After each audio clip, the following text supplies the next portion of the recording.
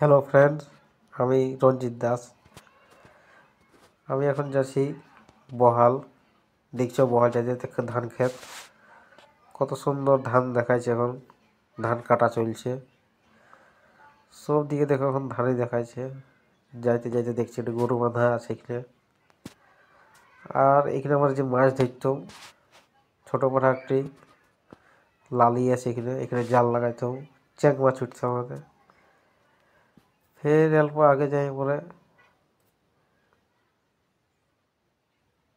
দেখছি যে একটি কুয়া, যেটাও বহুত পুরানো কুয়া। এটা আমরা ছোট টাইমে এখানে জল খাইতাম, সবাই জল খাইতো এখানে। এখন সবার ঘরে কল হয়ে গিয়েছে, এই জন্য এখন আসে না এদিকে।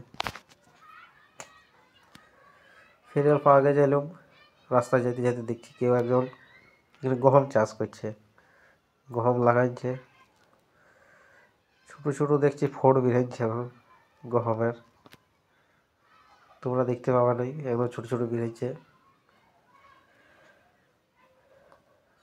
খুব বড় ক্ষেতটা আছে, চাষবাস ভালোই হবে।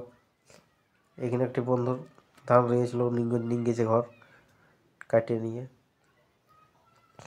তারপরে রাস্তা যেতে যেতে দেখছি একটি বন্ধু ধান কাটিয়েছে, তখন লাগে নাই।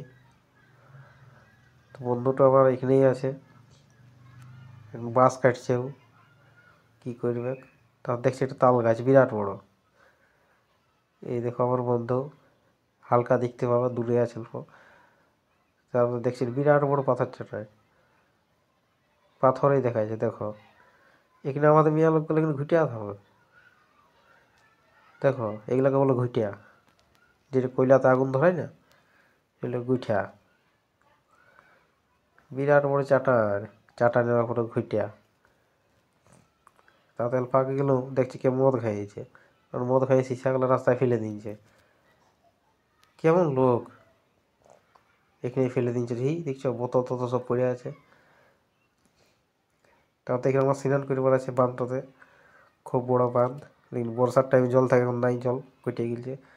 তাও তো এটা দেখছি আমার বিরাট পুরানো, লোকে বলে পায়ের ছাপ বটে এটা।